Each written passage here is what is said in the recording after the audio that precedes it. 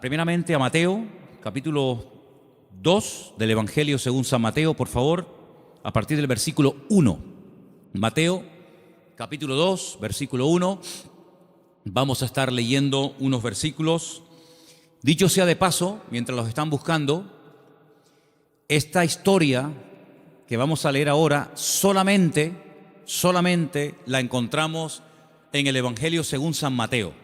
Marcos no menciona nada de la visita de estas personas, ni Lucas tampoco, ni Juan tampoco. Solamente Mateo, repito, es el único que nos habla de unas personas que vienen de muy lejos, guiados milagrosamente a través de un astro, a través de una estrella, con el propósito de reconocer, con el propósito de ofrecerle una serie de presentes y de regalos a un niño que prácticamente está no recién nacido, pero que ha nacido de una forma milagrosa, y ellos vienen desde lejanas tierras, como acabo de decir, guiados milagrosamente hasta llegar a el lugar donde vivía, Belén, Betlehem, la casa del pan, a 7, máximo 8 kilómetros de Jerusalén se encuentra la pequeña localidad de Belén, que hasta el día de hoy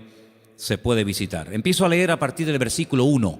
Estoy en Mateo 2, del versículo 1 en adelante, y dice así la palabra del Señor. Cuando Jesús nació en Belén de Judea, en días del rey Herodes, vinieron del oriente a Jerusalén unos magos, diciendo: ¿dónde está el rey de los judíos que ha nacido?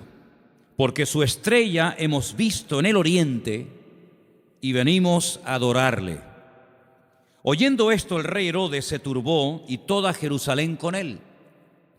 Y convocados todos los principales sacerdotes y los escribas del pueblo, les preguntó dónde había de nacer el Cristo. Versículo 5. Ellos le dijeron: en Belén de Judea, porque así está escrito por el profeta. Dicho sea de paso, el profeta Miqueas. Y tú, Belén de la tierra de Judá, no eres la más pequeña entre los príncipes de Judá, porque de ti saldrá un guiador que apacentará a mi pueblo Israel. Entonces Herodes, llamando en secreto a los magos, indagó de ellos diligentemente el tiempo de la aparición de la estrella. Y enviándolos a Belén, dijo: id allá y averiguad con diligencia acerca del niño, y cuando lo halléis, hacédmelo saber, para que yo también vaya y le adore. Ellos, habiendo oído al rey, se fueron, y he aquí la estrella que habían visto en el oriente iba delante de ellos, hasta que llegando se detuvo sobre donde estaba el niño. Y al ver la estrella se regocijaron con muy grande gozo. Y al entrar en la casa vieron al niño con su madre María, y postrándose lo adoraron, y abriendo sus tesoros le ofrecieron presentes: oro, incienso y mirra. Pero siendo avisados por revelación en sueños que no volviesen a Herodes, regresaron a su tierra por otro camino. Amén. Todos los años leemos esta porción, más o menos por estas fechas. Creo que es bueno leerla para que estemos informados de todas las cosas previas y posteriores que ocurrieron durante el nacimiento del Mesías, de nuestro Señor Jesucristo. Hoy leía esta misma historia, pero en otra versión. Y en vez de aparecer la palabra magos, aparecía la palabra sabios. Nos dice la Biblia de dónde vinieron, pero no nos dice cuántos vinieron. Es curioso que la tradición, en las cabalgatas famosas, días antes de los reyes, siempre aparecen 3, que incluso hasta se han atrevido a ponerle nombre: Melchor, Gaspar y Baltasar. Iba a saltar. 2 blancos y 1 moreno. ¿Os dais cuenta que yo he leído la porción y no dice cuántos eran, ni cómo se llamaban? Podían ser 3, o 10, o 5, o 4. 1 no, porque habla de magos, de sabios, por lo tanto mínimo 2. Pero la Biblia no da el dato de 3. ¿Y los nombres? Tampoco. ¿Qué peligro tan grande corremos cuando nos inventamos las cosas y en vez de ceñirnos a lo que nos dice la fuente, que es la Biblia, comenzamos a oír y a prestar atención a tradiciones, a mitos, a cuentos, y comenzamos a ponerle nombre a personajes que la Biblia ni les da el nombre ni el número.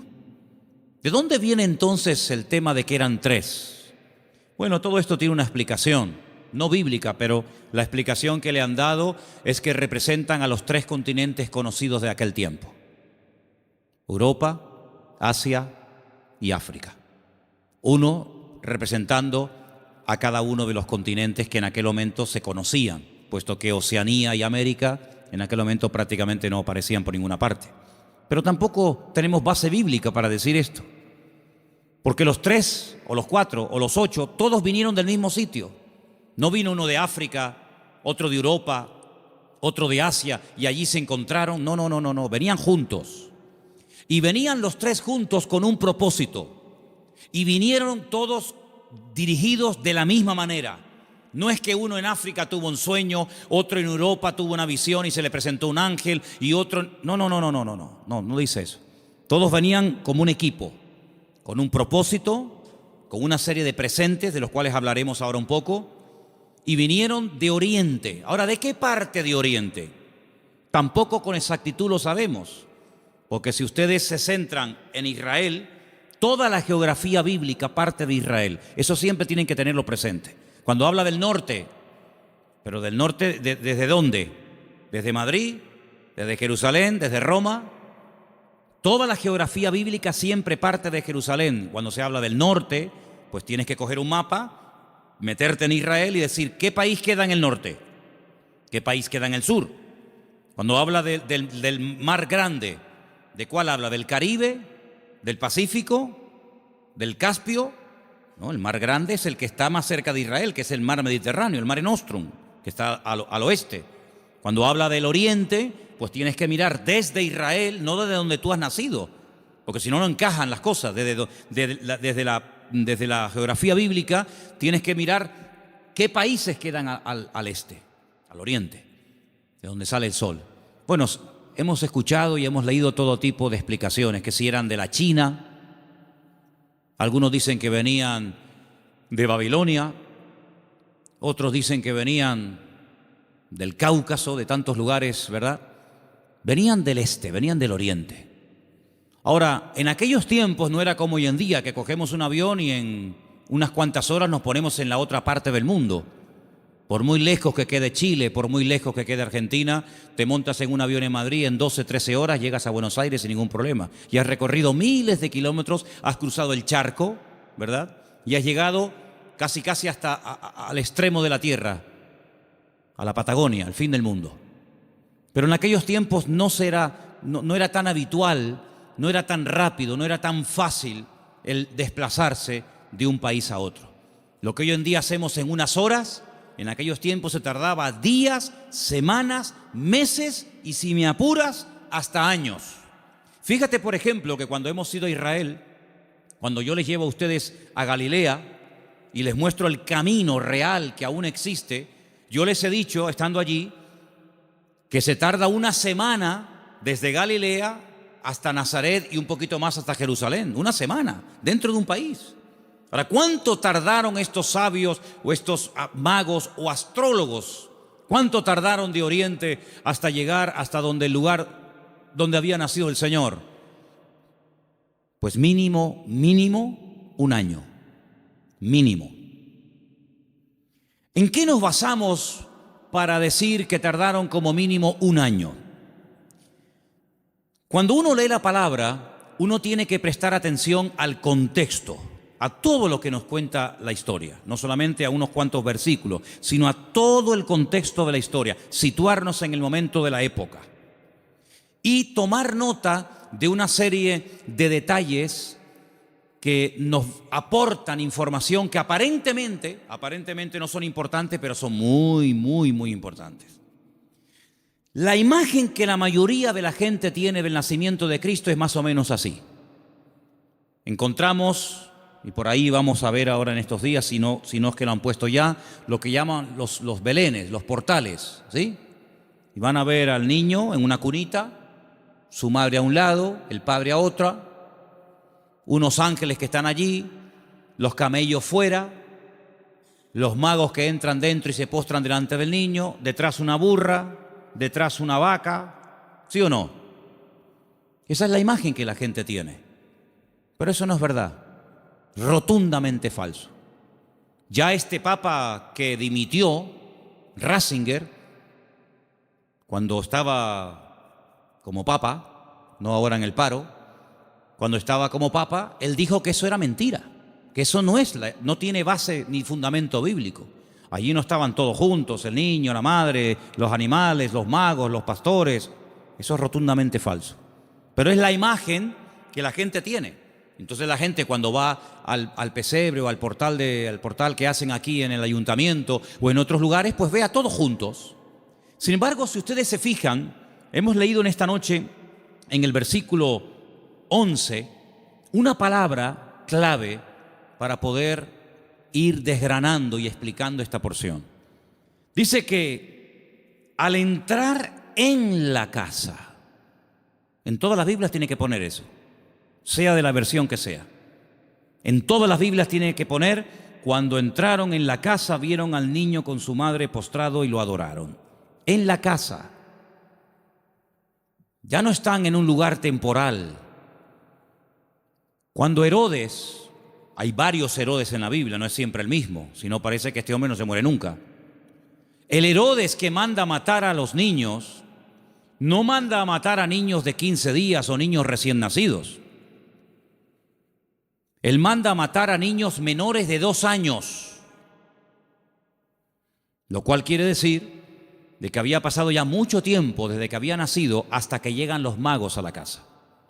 Los que sí vieron al niño envuelto decimos en pañales, en trapos, los que sí lo vieron prácticamente recién nacido, fueron los pastores. Los pastores que vivían allí en Belén, allí vivían los pastores. Y allí en Belén hay una cueva que tradicionalmente te llevan a verla y te dicen, mira, aquí es donde los pastores tenían el aprisco, el redil de las ovejas, y vivían en Belén. Pero estos señores no vivían en Belén, estos señores vivían muy lejos, vivían en el oriente. Y estas personas no son advertidos del nacimiento del Mesías a través de ángeles, como fueron los pastores, que dice que estaban cuidando las ovejas, los corderos, porque en Belén era donde se criaban las ovejas, los corderos, que después se iban a sacrificar en el templo. Porque Belén y Jerusalén están muy cerquita, se puede ir hasta caminando. Y ellos son advertidos por ángeles, pero los magos y los sabios no. Los magos de Oriente, los sabios de Oriente, vinieron dirigidos por un astro.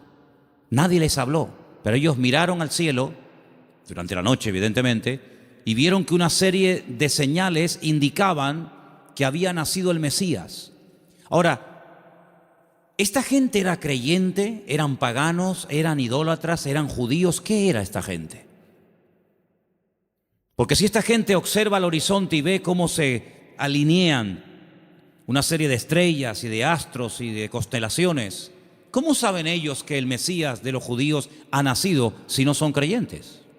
Podían haber interpretado esta señal de una forma completamente equivocada.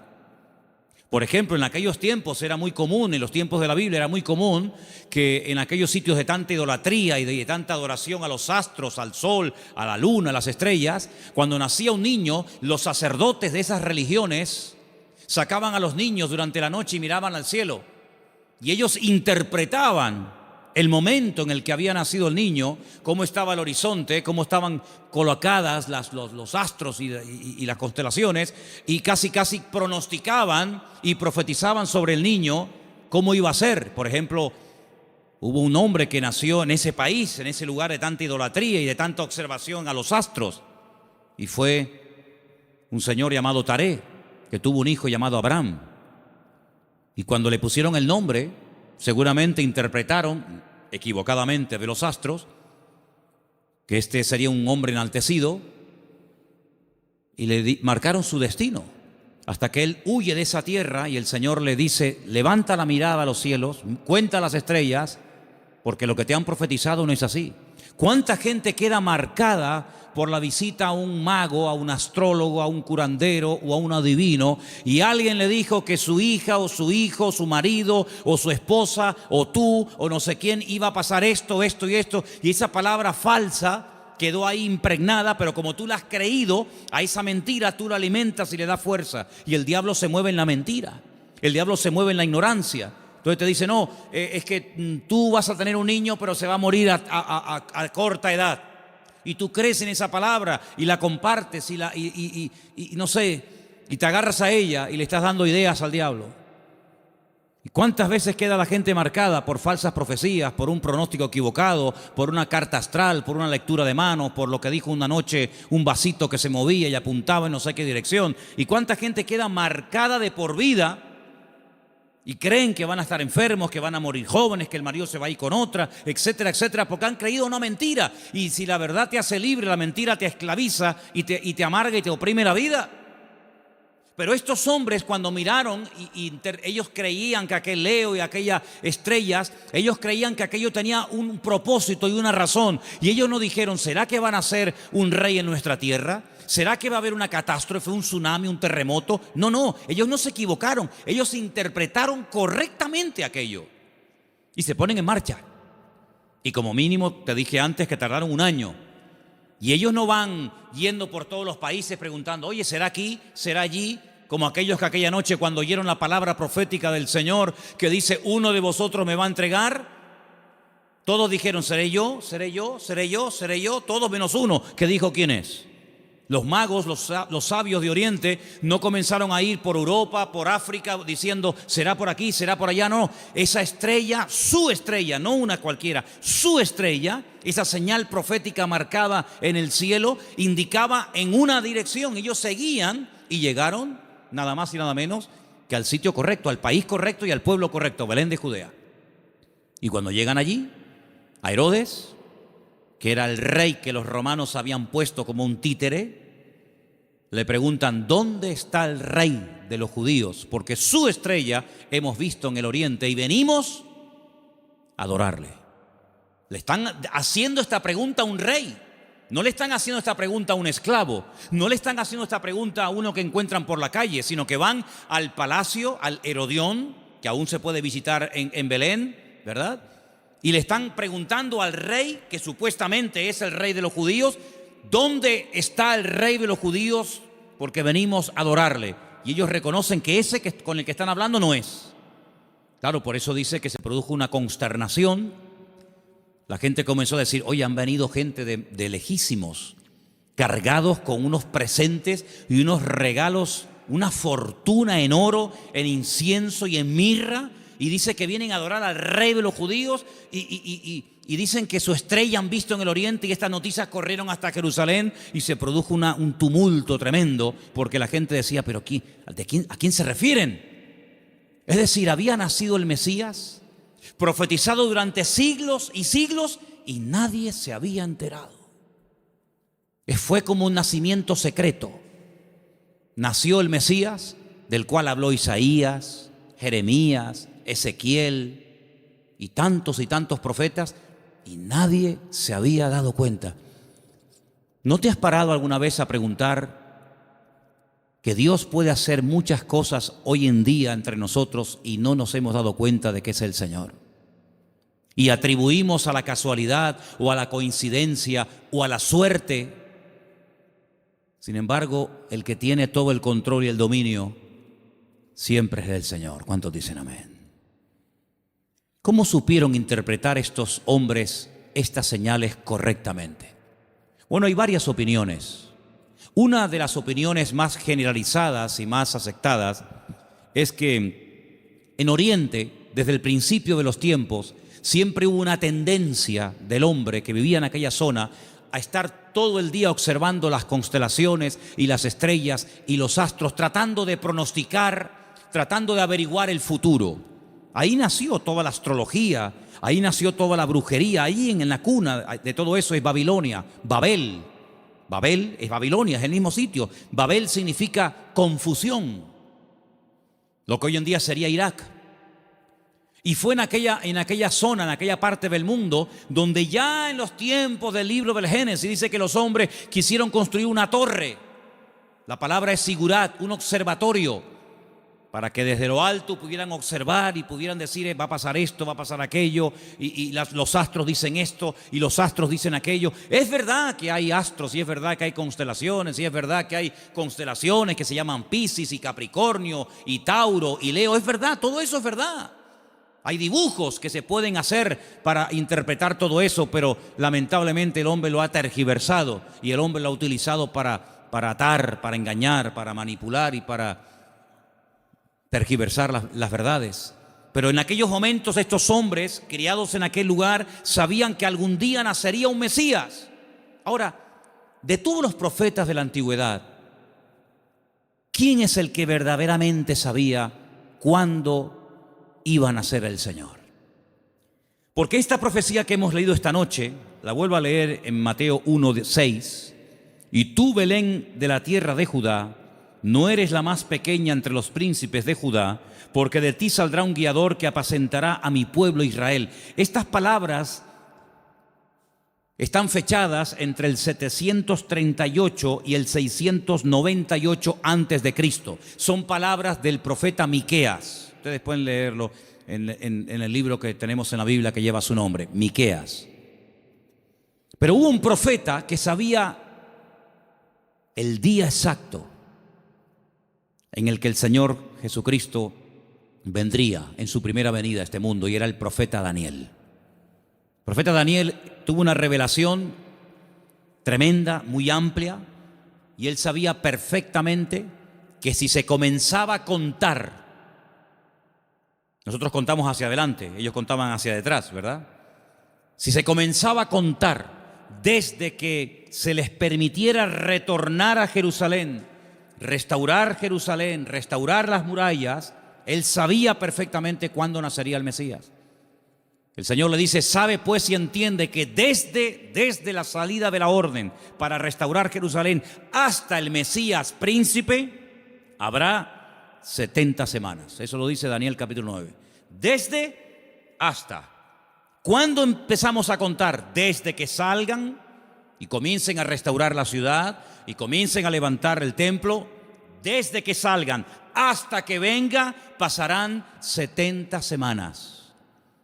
Pero claro, como expliqué en su momento, 70 semanas son 490 días. Y no hay 490 días desde que Nehemías, Esdras y Zorobabel reconstruyen la ciudad de Jerusalén hasta Cristo. No hay 490 días, hay muchísimo más. Entonces, ¿qué es lo que pasa? También expliqué en su momento, y quiero solamente recordarles, que la forma de contabilizar el tiempo en la Biblia y según el pueblo de Israel varía mucho de cómo contamos nosotros el tiempo. Partimos de la base de que nuestro calendario no es el calendario bíblico. Nuestro calendario es un calendario mandado a hacer por un papa llamado Gregorio. Un tiempo que gira, un año que gira en torno al tiempo que tarda el sol en dar todo el círculo, ¿verdad? O la tierra, perdón, el tiempo que tarda la tierra en recorrer las 4 estaciones, que es alrededor de 365 días. Mientras que el calendario bíblico es un calendario basado en la luna y tiene 360 días. Silencio, por favor. Quiero que presten atención todos. No me estén hablando nadie. Si el calendario bíblico tiene 360 días y nuestro calendario tiene 365, aquí hay un problema. Nuestro calendario va aumentando más rápido de lo que va aumentando el tiempo bíblico. Tenemos más días para hacer un año que el calendario bíblico. El calendario bíblico es más corto. Primer problema. Segundo problema que tenemos.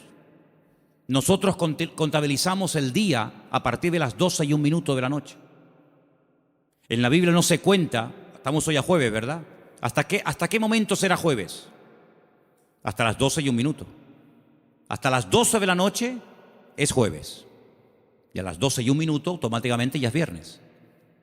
En la Biblia, el día empieza con la caída del sol. Cuando se pone el sol y una mujer no tiene luz para enhebrar una aguja y ya se pueden ver tres estrellas en el horizonte y ya no hay luz suficiente para enhebrar una aguja, ahí empieza. Si en este momento en Israel, a las 4, 4 y cuarto, 4 y media como mucho de la tarde, ya es de noche, quiere decir que en Israel a las 4 y media de la noche ya es viernes, mientras que aquí todavía estamos en el día jueves. ¿Se dan cuenta la cantidad de desajustes que se producen? Cuando el hombre se sale de la palabra, cuando el hombre sale de la escritura, es un lío. Por eso después no encaja nada. Por eso muchas personas han intentado poner fechas y tal, y es un desastre, porque no se ciñen a la escritura. Todas las profecías, todas, absolutamente todas, las de la primera y las de la segunda venida de Cristo, todas están basadas en el calendario bíblico, no en el calendario gregoriano o cristiano, que es el que tenemos nosotros hoy en día. Según el calendario bíblico, estamos en el año 5777. Según nuestro calendario, estamos en el año 2016 después de Cristo. Pero ¿y antes de Cristo no hubo historia? ¿Antes de Cristo no hubo nada? ¿Cómo que 2016? Entonces hay un desfase tremendo, de 5777 a 2016 después de Cristo. Y no contamos lo de antes. Tenemos otra forma de contabilizar, ¿verdad? Porque hay un antes y un después.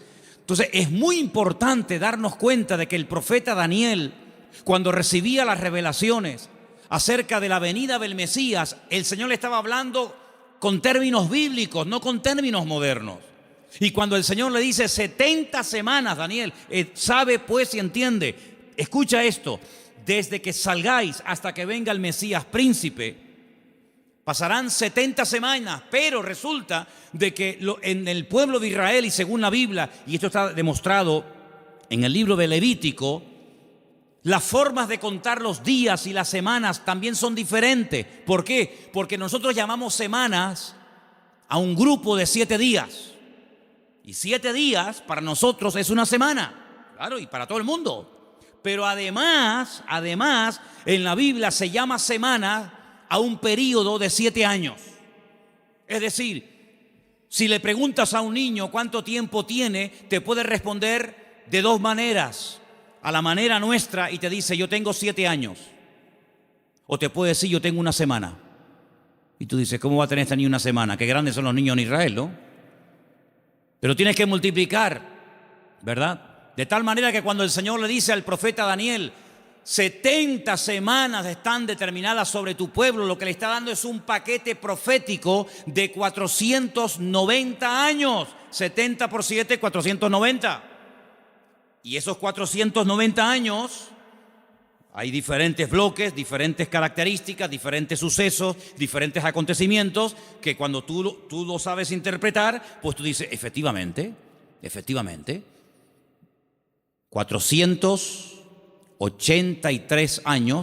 483 años, multiplícalo por años de 360 y te va a dar el número exacto de días que hay desde que salieron de Babilonia y restauraron Jerusalén hasta que entró el Mesías. Pasaron 483 años.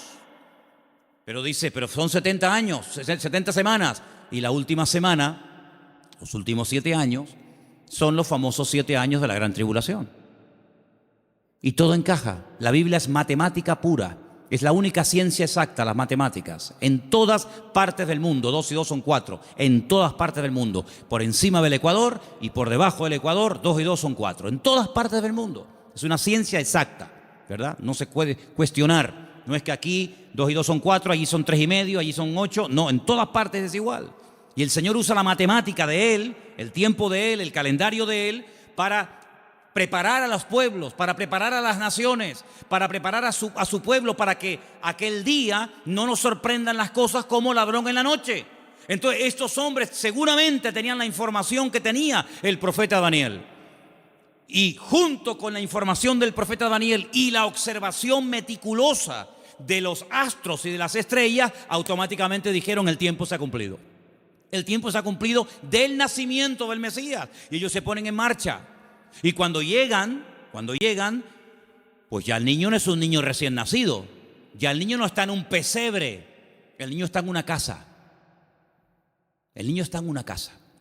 Es interesante notar que en el pesebre estaba José y María, pero en la casa está solamente María, ya no está José.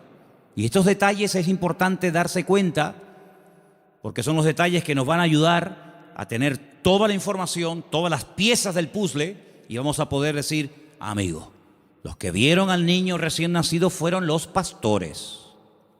Y los magos o los sabios de Oriente, cuando vinieron, no vieron a un niño recién nacido, vieron a un niño de 1 año, año y medio, máximo 2 años.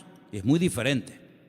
Ahora, es interesante que Herodes, es decir, no se toman decisiones políticas, no se hacen edictos reales hasta que le llega la información de los sabios o de los magos a Herodes. Mientras tanto, Herodes estaba tranquilo, pero en el momento en el que estos hombres le dicen, es que el motivo de nuestra visita a Belén, ellos no son de aquí, el motivo de que estemos aquí tan lejos de nuestra tierra es que venimos a adorar a un rey que nos ha dicho, nos ha guiado el Señor y sabemos que tenemos que venir a adorarle. Jamás un rey, jamás una persona se le ocurriría visitar a un rey con las manos vacías, porque era un insulto. Era una provocación, era el no reconocerme. ¿Cómo te atreves a venir a visitarme a mí con las manos vacías? No me estás reconociendo como rey. Si tú me reconoces y te sometes y me respetas, tienes que traerme siempre un presente. Y por eso ellos vienen cargados con muchos kilos, hermano, ¿no? A veces vemos en las obras de teatro, en las películas, vemos una cajita ahí ridícula. Date cuenta, hermanos, que José era un hombre que tuvo que cerrar su negocio y se tuvo que ir al extranjero a vivir durante un tiempo.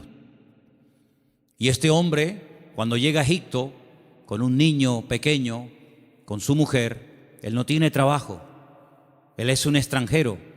Los judíos no eran muy bien vistos en Egipto porque siglos atrás los judíos, a través de otro judío llamado Moisés, habían destrozado el país de Egipto.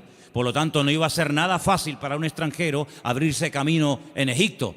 Pero tú no te preocupes, el Señor siempre va adelante. Cuando tú haces tu parte, no te quepa la menor duda de que el Señor siempre va a hacer la suya. Eso lo he enseñado yo hasta la saciedad. Algunos hacen caso y otros no hacen caso. Pero los que hacen caso y hacen su parte y se mueven en fe, el Señor siempre les sorprende. Ahora, los que están esperando que se llene la piscina para tirarse, ni con la piscina llena se tiran, porque no se van a tirar. El creyente tiene que andar por fe y no por vista.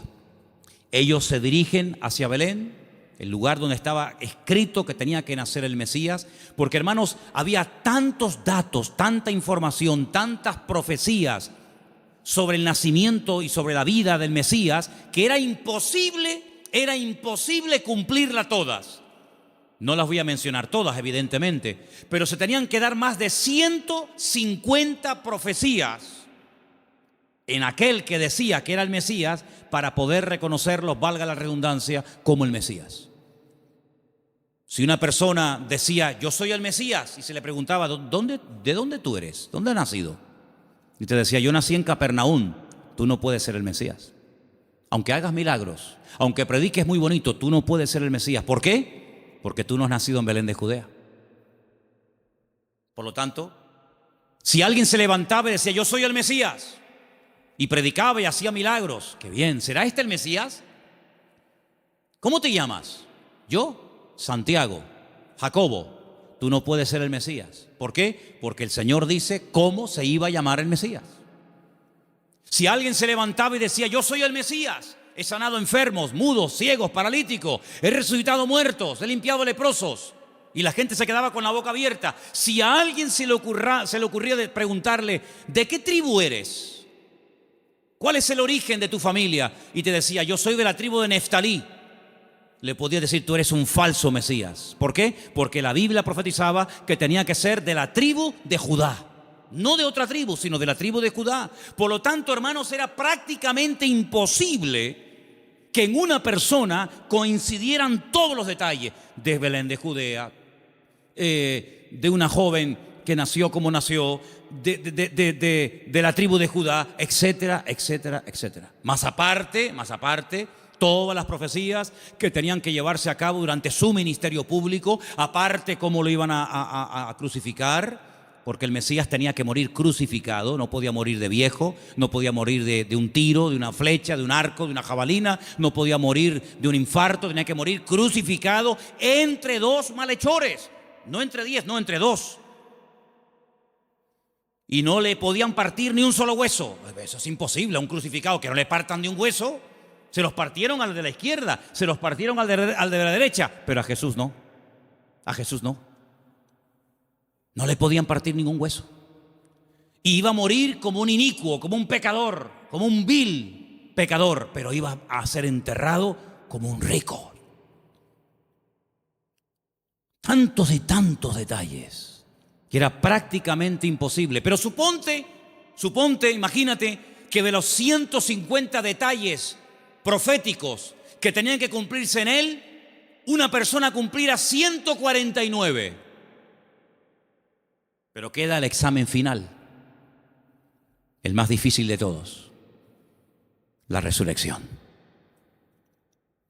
Te han horadado las manos y los pies, te han crucificado entre ladrones, te han enterrado en un buen sepulcro, han sorteado tus vestiduras, te ha negado uno de tus discípulos, etcétera, etcétera, etcétera, pero al tercer día no has resucitado. Por lo tanto, aunque cumpliera con 149 profecías, si no cumplía con el examen final, con la PAU, no apruebas el examen, amigo. Por lo tanto, hermanos, cuando estos hombres se ponen en marcha, no es por emociones, no es por un sentimiento pasajero, sino es porque están coincidiendo tantas cosas que ellos van en fe y en obediencia, guiados milagrosamente a través del desierto, probablemente un viaje de más de un año hasta llegar a Belén de Judea. Cuando ellos llegan y le dicen a Herodes que vienen a adorar al Señor, resulta de que le presentan 3 tipos de regalos. Vamos a leerlos nuevamente, por favor. Estamos en Mateo capítulo 2, versículo 11. ¿Lo ponemos? Mateo 2:11. Al entrar en la casa vieron al niño con su madre María y postrándose lo adoraron. Y abriendo sus tesoros le ofrecieron presentes, oro, incienso y mirra. Algunos comentarios dicen que Daniel, cuando recibió la revelación, que la tenemos en la Biblia, por si te interesa conocerla, del nacimiento del Mesías, y también de su reinado, pero estamos hablando de su primera venida, Daniel vivía en el palacio con el rey Nabucodonosor, ¿os acordáis, verdad? Después con Belsasar y después con otros también. Dicen los comentarios que Daniel no tuvo descendencia, seguramente lo hicieron eunuco, que era lo más probable, y no tuvo descendencia, pero dice que era uno de los hombres más ricos de todo el país. Después del rey, el que más autoridad, el que más prestigio y reconocimiento tenía, era Daniel. Así de claro, igual que José en Egipto, que después de Faraón el que mandaba era José. Casi podríamos decir que mandaba más José que Faraón. Toda esa fortuna, toda esa riqueza no se la quedaron sus hijos porque, repito, no tuvo. Y algunos dicen que puede ser que estos sabios, guiados como ya hemos dicho, milagrosamente, llegaron hasta Belén y esta fortuna, porque no era una cajita así, era una fortuna en oro, en incienso y en mirra, que a lo mejor tú dices, bueno, yo de las 3 cosas me quedo con el oro. ¿Y el incienso y la mirra? Bueno, vamos a ver. Todo lo que la Biblia relata, todo lo que ocurre en la palabra de Dios, todo tiene una razón de ser, ¿sí o no? No hay nada casual. ¿Por qué la Biblia dice que eran 153 peces los que pescaron? ¿Ah? ¿Por qué dice la Biblia que comieron 5,000 hombres? ¿Por qué dice la Biblia que le regalaron oro, incienso y mirra? ¿Qué más da? Le hicieron presente, le hicieron regalos. ¿Y qué más da? No. Lo dice. ¿Le trajeron qué le trajeron? ¿Ropas? No. ¿Joyas? No. ¿Comida? Tampoco.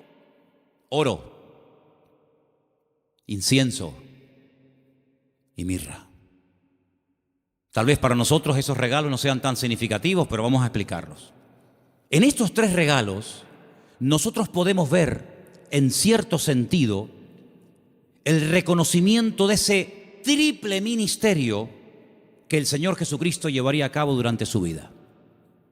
Ustedes saben que en el Antiguo Testamento o eras profeta o eras rey. Las dos cosas al mismo tiempo no se podía hacer. Muy rara vez, por ejemplo, David, a veces profetizaba, pero David no pasó a la historia por ser un profeta, aunque a veces profetizaba. Pero uno conoce a David como el rey de Israel, no como un profeta. Sin embargo, a Isaías lo conocemos como un profeta. Sin embargo, en la figura de Cristo, en la figura del Mesías, se iban a dar tres características únicas de él: rey, profeta y sacerdote. Rey, profeta y sacerdote. El oro representa en cierto sentido la realeza del Señor Jesucristo, porque Él es el Rey de reyes y Señor de señores. Nadie dijo amén, pero lo es. Él es el Rey de reyes y el Señor de los señores. Nació como rey, lo crucificaron diciendo que era un rey y volverá a este mundo como un rey. Cuando nació dijeron: hemos venido a adorar al rey de los judíos. Era un niño, 1 año y medio, 2 años, pero era un rey. Todavía no se manifestaban sus poderes, sus milagros, pero era un rey. Cuando murió en una cruz, él no lo dijo, pero Pilato dijo: quiero que le pongan encima de la cruz un título, una placa donde ponga en 3 idiomas para que todo el mundo lo entienda, en latín, en hebreo y en griego. Quiero que pongan: este es el rey de los judíos. Es increíble. Cuando Pilato le dice: pero tú eres un rey, ¿sí o no? Y dice: yo para esto he venido a este mundo. Pasa que todo tiene su momento y todo tiene su lugar. Cuando oramos en el Padre Nuestro, lo leemos o lo mencionamos, hay una parte que recordamos que Él es rey. Cuando decimos: venga tu reino, y no hay reino sin rey, y no hay rey sin reino. Por lo tanto, Él es un rey. Y en ese presente del oro, moneda internacional, dicho sea de paso, porque con oro puedes ir a cualquier parte del mundo, se reconoce que Él era un rey. De hecho, ellos dicen: venimos a adorar a un rey, pequeño, pero al fin y al cabo rey. Luego resulta de que el Señor Jesucristo era profeta, era la voz del Padre, era el que anunciaba las buenas nuevas de salvación a los quebrantados de corazón, a los ciegos, a los prisioneros, a los pobres. Él proclamaba el mensaje, era un profeta. Y ahí lo vemos, hermanos, como la mirra. La mirra era lo que se utilizaba, ¿verdad?, en los ungüentos para ungir a las personas. Y con ese elemento de la mirra vemos que se le reconoce su ministerio profético. ¿Cuántas veces profetizó el Señor? ¿Recuerdan alguna profecía que dijo el Señor? Yo recuerdo muchas. Por ejemplo, una muy sencilla, pero que se cumplió literalmente. En una mesa se queda mirando a todos y les dice: ¿sabéis una cosa? Esta noche uno de ustedes me va a traicionar. ¿Cómo? ¿Nosotros? Eso no puede ser. Nosotros somos tus discípulos. Lo hemos dejado todo para estar contigo. Pero Él profetizó. Eso es una palabra profética. No se había cumplido. Uno de vosotros me va a traicionar. Uno de vosotros me va a negar. Y se cumplió literalmente. Aunque el que lo iba a hacer dijo: no. Aunque todos te abandonen, yo nunca te abandonaré. Y resulta que el que más habla es el que es. Ay, amigo. Yo recuerdo una profecía que dijo el Señor. Muy larga, por cierto. La tenemos enterita en Mateo 24. En los últimos tiempos se levantará nación contra nación y reino contra reino, y la maldad se multiplicará, pero el que persevere hasta el fin será salvo. Estamos viendo cómo la maldad se ha disparado de una forma increíble, hermanos, increíble. Raro es el día que usted no ponga la televisión a la hora de las noticias y no oiga tragedias y tragedias y tragedias y más tragedias. Si no es en Alemania, es en Francia, si no en Siria, si no en Jordania, si no en Grecia, siempre por todos los lados. Hablábamos de Sodoma y Gomorra, pero ¿cuántas ciudades hoy en día han ganado en maldad a Sodoma y Gomorra? Antes había una Sodoma, antes había una Gomorra, ahora hay miles de Sodomas y de Gomorras, miles. La maldad se va a multiplicar. Falsas doctrinas, falsas enseñanzas, terremotos, pestes. Hermano, ¿cuántas palabras dio el Señor? Una palabra profética que dijo, vete, tu criado ha sido sanado en esta misma hora. Es una palabra profética. Estaba allí, pero cuando llega, estaba sanado. Dice, ¿a qué hora fue sanado? Dice, a tal hora. Dice, a esa hora fue cuando él me dijo que iba a ser sanado. Profeta fidedigno, siempre anunciando la verdad. Palabra de Dios claramente. Y como sacerdote, ahí tenemos representado el incienso. El incienso que subía continuamente a la presencia de Dios recuerda el ministerio sacerdotal. Pero algunos de ustedes dirán, pero Cristo no podía ser sacerdote, porque los sacerdotes eran de la tribu de Judá, de la tribu de Leví. Y Jesús, como tú acabas de decir, no era de la tribu de Leví, era de la tribu de Judá. Los de Judá no podían ser sacerdotes. Es verdad, tienes razón. Pero Jesús no es sacerdote según la tribu de Leví, sino Jesús es sacerdote según Melquisedec, rey de Salem. Porque los levitas desaparecieron, pero el sacerdocio de Cristo es constante, permanente y eterno por los siglos de los siglos. Amén. ¿Te das cuenta? Por lo tanto, todo encaja de una forma perfecta. Oro, incienso y mirra. Ahora puedes salir corriendo a Egipto como extranjero, no tienes trabajo, nadie te va a abrir las puertas, pero tú no te preocupes. El hombre te cerrará las puertas, pero Dios que va delante de ti te abrirá todas. ¿Cuántos dicen amén?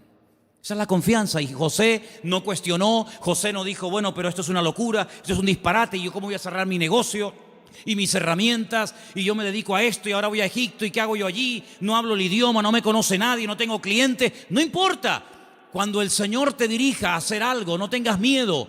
Dice la Biblia que el que pone su mano en el arado y mira atrás, el surco le sale torcido y no sirve.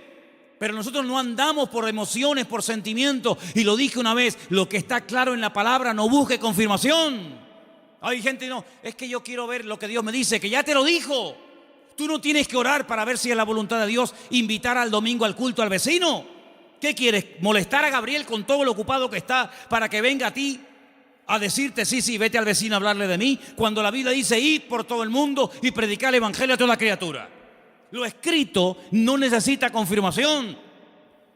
Los que siempre buscan confirmación son los que dudan, los que no se terminan de fiar, los cobardes como Gedeón, que ponía una prueba y vamos a poner otra, y vamos a poner otra. ¿Cuántas pruebas queremos?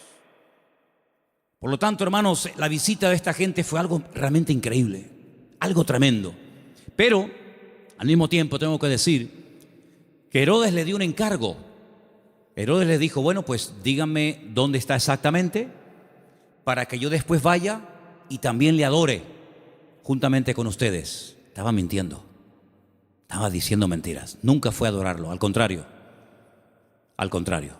Vamos a leerlo. Estamos en Mateo capítulo 2.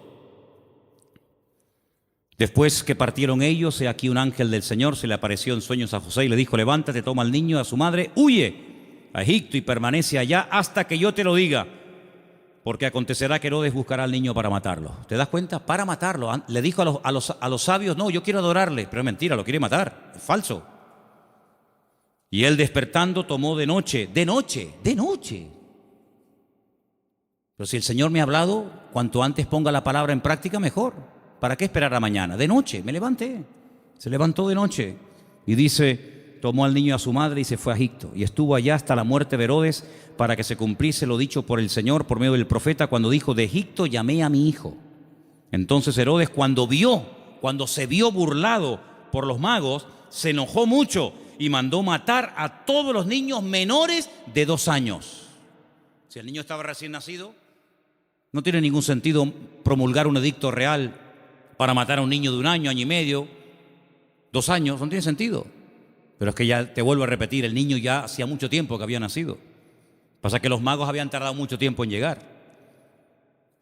Entonces dice que mandó a matar a los niños menores de 2 años que había en Belén y en todos los alrededores conforme al tiempo que había inquirido de los magos. Es curioso que cuando le interesaba tener una información se movía, pero cuando no quería cumplirla se hacía el loco, ¿no? Entonces se cumplió lo que fue dicho por el profeta Jeremías, otra palabra más cumplida. ¿Qué decía la palabra? Voz fue oída en Ramá, grande lamentación, lloro y gemido. Raquel, que llora a sus hijos y no quiso ser consolada porque perecieron. Pero después de la muerte de Herodes, he aquí un ángel del Señor le apareció en sueños a José en Egipto y le dijo: levántate, toma al niño y a su madre y vete a la tierra de Israel, porque han muerto los que procuran la muerte del niño. ¿Cómo iba a saber José en Egipto sin WhatsApp, sin Facebook, sin ordenador, sin nada, que ya puedo volver a casa? ¿Cómo lo puedo saber? Toda la información que necesitamos saber la sabe el Señor. Y cuando el Señor te diga, vuelve otra vez, fíate, porque el Señor sabe perfectamente que el de la muerte de Herodes ha llegado. Era un hombre que se dejaba, se habla mucho de María, pero la verdad que este hombre era un hombre increíble, un hombre extraordinario, un hombre obediente, un hombre sumiso, un hombre que no cuestiona, no es un hombre lleno de dudas, sino es un hombre que se deja guiar de una forma tremenda. Ellos, habiendo oído que estamos en el versículo 21, ¿verdad? Entonces él se levantó, tomó al niño, a su madre y vino a la tierra de Israel. Pero oyendo que Arquelao reinaba en Judea en lugar de Herodes, su padre, tuvo temor de ir allá. Pero avisado por revelación en sueños, se fue a la región de Galilea, bien arriba al norte. Y vino y habitó en la ciudad que se llama Nazaret, para que se cumpliese lo que fue dicho por los profetas, que había de ser llamado Nazareno. Es que todo se cumple, es que no hay ni un detalle que tú digas, oye, es que todo, absolutamente todo, el que se vaya a Egipto, el que vuelva, el que justamente se vaya a vivir a Nazaret, el que es que todo, absolutamente todo. Por eso Mateo es tan detallista con estos datos, porque él está intentando convencer a los judíos que van a ser los que van a leer su evangelio. Él está intentando abrirles los ojos y evangelizarlos a través de este evangelio y mostrarles que no era nada casual, sino que todo estaba cumpliéndose literalmente al pie de la letra. Y todo era para que se cumpliera lo dicho por el profeta, para que se cumpliera lo que profetizó el Señor, para que se cumpliera. Esa es la base del evangelio de Mateo, el cumplimiento de las palabras proféticas dichas siglos antes de que naciera el Mesías. Ahora, si saltamos un momentito, y quiero leerlo rápidamente, en Lucas, capítulo 2, hemos leído Mateo 2, en Lucas capítulo 2, dice en el versículo 8, que había pastores en la misma región que velaban y guardaban las vigilias de la noche sobre su rebaño. Y aquí se les presentó un ángel del Señor, y la gloria del Señor los rodeó de resplandor, tuvieron gran temor, pero el ángel les dijo: no temáis, porque aquí os doy nuevas de gran gozo, que será para todo el pueblo, que os ha nacido hoy, no ayer, no hace una semana, hoy os ha nacido en la ciudad de David. ¿Cuál es la ciudad de David? Belén. Si David también era de Belén, era de allí. Un Salvador que es Cristo, el Señor. Esto será de señal: hallaréis al niño envuelto en pañales, acostado en un pesebre. Ustedes sí lo van a ver recién nacido. Los magos no lo vieron recién nacido, ¿vale? Repentinamente se apareció con el ángel una multitud de las huestes celestiales que alababan a Dios y decían: gloria a Dios en las alturas y en la tierra paz, buena voluntad para con los hombres. Sucedió que cuando los pastores se fueron de ellos al cielo, los ángeles, no se fueron los pastores al cielo y se quedaron los ángeles, fue al revés. Se dijeron unos a otros: pasemos pues hasta Belén y veamos esto que ha sucedido y que el Señor nos ha manifestado. Vinieron pues apresuradamente y hallaron a María y a José. Cuando llegaron los magos, José no estaba, por lo menos no lo menciona, pero aquí sí. Estaba José, María y al niño acostado en el pesebre. Y al verlo dieron a conocer lo que se les había dicho acerca del niño, y todos los que le oyeron se maravillaron de lo que los pastores decían. Pero María guardaba todas estas cosas, meditándolas en su corazón. Y volvieron los pastores glorificando y alabando a Dios por todas las cosas que habían oído y visto, como se les había dicho. ¿Tú sabes el frío que hace en Israel en invierno? ¿Sabes el frío que hace allí? Aquí me hace gracia cuando la gente dice: uy, qué frío que hace. Tú no sabes lo que es frío. Allá hace frío, pero de verdad, y nieva. Jesús no nació el 24 de diciembre, hermano. Eso es una gran mentira. A partir del 400 y pico después de Cristo, alguien dijo que había nacido el 24 de diciembre, porque era el día más pagano del año, el peor día de todos. Y entonces dijeron, bueno, pues el día peor, el más pagano, el más terrible, vamos a cristianizarlo. Y vamos a decirle al mundo que el Mesías nació en este día, para que en vez de adorar al sol y en vez de adorar las barbaridades que adoran, adoren al Rey, al Señor Jesús. Y desde ese momento, pues se instituyó pues esa fecha. Pero Jesús no nació en diciembre. Jesús nació, y se puede demostrar bíblicamente, y en la página web Luis ha hecho un trabajo extraordinario de las tablas de los tiempos en los que ministraban los sacerdotes en el templo en Jerusalén, etcétera, etcétera. Jesús nació entre septiembre y el mes de octubre. Entre septiembre y octubre. ¿Os dais cuenta también el detalle de Lucas, que no habla de animales dentro del pesebre? Judío jamás en la vida dormiría junto a animales. Jamás en la vida. Usted no puede leer la Biblia, y menos el Nuevo Testamento, con una visión occidental o puramente cristiana, porque usted no tiene ningún problema en ver una vaca, una oveja, una cabra y una mujer y un... No, perdone. Judío es tremendamente escrupuloso para eso. Los animales jamás conviven con los hombres, ni los hombres conviven con los animales. Ese es el cuento. Yo siempre he dicho que el portal de Belén es idolatría en miniatura, ¿o no? ¿Qué diferencia hay entre tener a un Cristo así de grande y tener uno así chiquitito? Bueno, perdón, cuando yo era pequeño, mi madre tenía en lo que se llamaba el portal de Belén un cacho de Cristo así, ¿eh? De pequeño nada, era así, ¿eh? Desnudito, con el pañalito y con los deditos así. Y con una corona así, y con una cunita como de paja. ¿Qué diferencia hay entre adorar a un Cristo así, o uno así, o uno así, o uno así? Ninguna. El tamaño no hace mayor o menor el pecado. No te harás imagen, dice la Biblia. No te harás imagen. No te harás imagen. ¿Dónde dice eso? Éxodo 20. No te harás imagen de lo que está arriba, ni abajo, ni aún debajo de la tierra. Ni te postrarás, ni las honrarás. En la casa de un creyente no puede haber ningún tipo de imágenes, ni de santitos, ni de vírgenes, ni de Cristo, ni de nada habido por haber. Es que es el Señor. ¿Qué es Señor? Es que es María. Es que es José. No, eso es falso. Un pesebre, un portal, es idolatría en miniatura. Idolatría en miniatura. Y la Biblia prohíbe a un creyente adorar y hacer, no solamente, es que yo no lo adoro, pero lo ha hecho. Dice la Biblia, no te harás. Porque no solamente dice no adorarás, sino dice no te harás. ¿Qué diferencia hay? Bueno, yo no la adoro, pero la he hecho, por lo tanto es lo mismo. Eso no es de Dios. Eso no es de Dios. Entonces, queridos hermanos, no nació en diciembre, porque dice que estaban cuidando las vigilias de la noche. Los pastores en diciembre no están al aire libre, pasando frío, con nieve y con temperaturas bajo cero, sino que están guardados. Era la fiesta, entre septiembre y octubre, era una fiesta, por eso todo estaba lleno. No había lugar, claro. ¿Por qué no había lugar? Tanta gente hay en aquellos días, en aquel lugar. En aquellos días sí. ¿Por qué? Porque era la famosa fiesta de los tabernáculos, la fiesta de Sucot, y se tradujo la palabra Sucá por la palabra pesebre, y así todo quedó bonito. Era una cabaña improvisada donde él pudo estar con su mujer dando a luz, pero nada de vaquitas, ni cabras, ni ovejas, ni animales dentro en absoluto, para nada, para nada. Por lo tanto, hermanos, lo que tenemos que hacer es leer más la palabra, prestar atención a lo que dice la Biblia, menos películas y menos clichés que tenemos en la cabeza que nos han metido de que somos pequeñitos. Y sobre todo, hermanos, quiero terminar diciendo esto. Y el domingo lo voy a repetir hasta la saciedad, me lo vais a escuchar.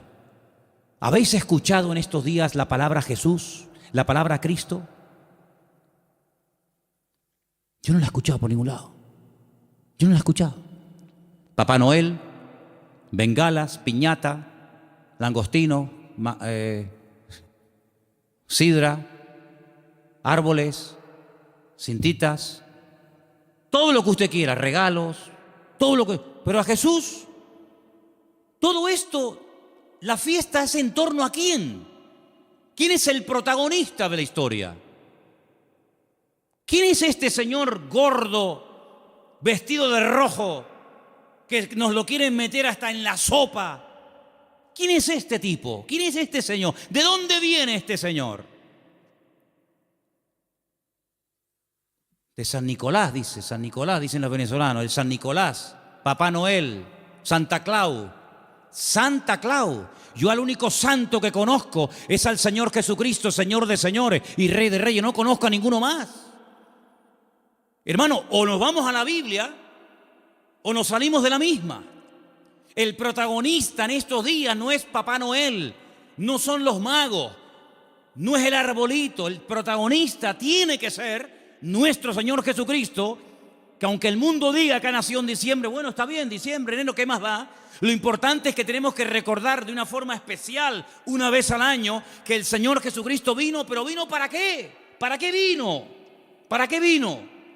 Y todo eso, Dios mediante, lo explicaremos el domingo, porque el tema del programa del domingo es ¿qué es la Navidad? Y lógicamente para explicar lo que es la Navidad, tendré que explicar previamente lo que no es la Navidad. Pero hermano, nosotros no entramos en ese juego de consumismo. Si usted el 24 por la noche no puede tener la mesa llena de comida, no se preocupe, no pasa nada, hermano. El protagonista no somos nosotros, regalo va, regalo viene. Pero ¿a quién le llevaron los sabios regalos? ¿A quién? ¿A José? ¿A María? ¿A quién fueron a adorar? ¿A quién queremos adorar nosotros, hermano? ¿No lo queremos adorar a Él? ¿Al Señor tu Dios adorarás y a Él solo servirás? Pues todo este tinglado, este negocio y este comercio que ha inventado el hombre, que muchos negocios están esperando que llegue la Navidad para ver si vendo más, para ver si... Hermanos, esto no tiene nada que ver, esto no tiene nada que ver. Nosotros queremos dar testimonio de que el Señor vino a este mundo para morir por nosotros en una cruz y resucitar y perdonar nuestros pecados. Eso es a lo que vino el Señor. Que en cierto sentido, sí, fue un día alegre el día de su nacimiento, pero también fue el principio del fin. En el sentido de que ese niño hermoso y bonito y anunciado por ángeles y profetizado por centenares de profetas ha nacido para morir y morir de una forma terrible, terrible. Y nosotros sabemos todo eso y vamos a decirle al mundo, hermano, amigo, Él vino para esto, pero nadie habla de Cristo, ni en la 3, ni en la 5, ni en ningún canal, ni en ninguna radio. Nadie habla del verdadero motivo por el que adornamos las casas, por el que se adornan las ciudades. Nadie habla de Él. Y sin Cristo, ¿la Navidad qué es? Nada. Hay muchos creyentes que se endeudan hasta aquí, en diciembre, y después llegan a enero, y han tirado tanto de la tarjeta de crédito para comprar regalos para el abuelo, para la abuela, para el primo, para el cuñado. ¿Pero qué es esto? ¿Esto qué es? ¿Tú vas a entrar en ese juego? Entonces tú no has entendido nada del Evangelio, amigo. ¿Tú has entendido el Evangelio? ¿Tú eres cristiano de verdad? Pues si has entendido el Evangelio y eres cristiano de verdad, vivamos estos días como el Señor quiere que lo vivamos. Y quiero solamente decir algo. Hace años decidimos en la iglesia no poner árboles. ¿Sabéis por qué? Porque ese día, que después dijeron que Cristo había nacido en ese día, ¿saben cómo se adoraba? Una de las formas como se adoraba a esos dioses demonios en aquella fiesta, cortándole los testículos a personas y animales y colgándolos en árboles, dándoles la vitalidad, lo vil de los machos, colgando bolitas de testículos humanos y de animales en las copas de los árboles. Claro, los tiempos han cambiado, nos hemos civilizado, entre comillas, y no vamos a estar castrando ahora 200 o 300 personas para colgar bolitas en los árboles. Entonces lo que hacemos, ponemos bolitas de plástico, de cartón, de cristal. Pero el fondo de esto, ¿cuál es? ¿Había un árbol de Navidad en donde Cristo nació? Dime, ¿tú entrabas allí y veías el árbol de Navidad? Jamás en la vida. Durante casi 500 años, ningún hermano nuestro que murió quemado en la hoguera y crucificado y devorado por los romanos, jamás por los leones del circo romano, jamás en la vida hicieron las cosas que para nosotros hoy en día son, o para algunos son como normales. Dice la Biblia que no tenemos que entrar en las costumbres paganas del mundo. Y todo esto está cargado de un paganismo y de un comercio tan asqueroso que sí, venderán más y venderán por aquí y venderán por allá, pero al que tienen que adorar no lo están adorando. Y yo en esta fiesta, a quien yo quiero adorar y honrar de una forma especial, tanto aquí como en mi casa, es al Señor. Con regalos o sin regalos, no pasa nada. A mí no me tienen que regalar nada. Yo no necesito que nadie me regale nada. Si tienen que hacer regalos, regálenle. Pregunten qué le hace falta a la iglesia. Pregúntale qué le hace falta a la obra. A mí no me tienen que regalar nada, ¿saben? ¿Qué le hace falta a la obra de Dios? Más sillas, vamos a comprar sillas. Más Biblia, vamos a comprar Biblia. Pintura, lo que haga falta. Vamos a hacer un esfuerzo por la obra de Dios. Pero hermano, no seamos nosotros los protagonistas, porque usted imagínese que yo llego a su casa, usted me invita y su cumpleaños, y yo llego, no le digo nada, le doy un beso al niño, a la madre, al perro, al gato, al canario. Pero bueno, una pregunta, ¿esta fiesta en honor de quién se hace? No, es que es mi madre que cumple años. Pues hermano, él no puede pasar desapercibido en estos días. El protagonista en estos días no eres ni tú ni yo. El protagonista tiene que ser el Señor. ¿Estamos de acuerdo? Amén. Pues ora, cierra tus ojos en esta tarde y pídele al Señor que a lo mejor por primera vez, no lo sé, a lo mejor por primera vez este año te vas a plantear de una forma diferente el tema de la Navidad. Por cierto, muchos no saben ni lo que significa Navidad. Usan una palabra y no tienen ni idea lo que están diciendo. ¿Qué significa Navidad? No sé. Pues ya va siendo hora que lo sepas, ¿eh? Con la edad que tienes y con las Navidades que has celebrado y no sabes ni lo que significa la dichosita palabra. Así que hermanos, que en esta noche el Señor pueda ver nuestra disposición y nuestro deseo de adorarlo y de honrarlo a Él. Vamos a decirle a los del bar, a los de la frutería, a los de la universidad, a los vecinos, vamos a decirle, amigos, ustedes saben qué es lo que estamos tratando de celebrar en estos días. Ustedes saben por qué nació Jesús en Belén de Judea. Ustedes saben quién es Jesús. Y ahora se nos va a presentar una oportunidad preciosa. Mira qué puerta abierta nos ha abierto el Señor el día 30 en un lugar que han alquilado para ir a dar testimonio. Gloria a Dios. Ojalá se nos abrieran todos los días estas puertas. Señor, danos sabiduría. En estos días que la gente está como más amable, más abierta, más sensible, danos la oportunidad y la sabiduría necesaria para poder explicarles qué es lo que estamos tratando de celebrar en estos días. Sabemos, Señor, que tal vez no es el día exacto, no es el mes correcto, pero ¿qué más da, Señor? Hay que predicar a tiempo y fuera de tiempo. Y te pedimos, Señor, que en estos días podamos predicar y repartir Biblias y dar testimonio de ti como nunca, como en todo el año, Señor. Te damos las gracias por este tiempo, que esta palabra en la cual hemos estudiado y meditado en ella nos ayude para tener cada día las ideas más claras, Señor. Gracias te damos por tu palabra y por tu presencia en nuestra vida, en el bendito nombre de Cristo Jesús. Amén.